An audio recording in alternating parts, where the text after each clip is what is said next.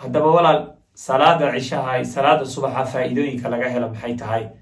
salaada subax iyo salaada cishaha faa'iidooyinka ku jira haddaad ogaan lahayd adoo garguuranaya oo dabada ku siqaayaad labadoodaba iman lahayd, jamacoodaad ilaalin lahayd iyo jamaacadooda, qof aad u ilaaliyo markaa dadaal badan baad noqon lahayd.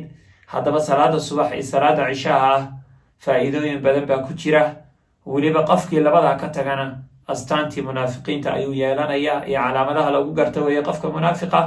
qofkii ilaaliyana oo weliba jamaca ku ilaaliyana wuxuu yahay qof markaa habeen barkii taagnaa. salaada subaxna qofka jamaca ku ilaaliya wuxuu la mid yahay qof habeenkii oo dhan salaad u taagnaa.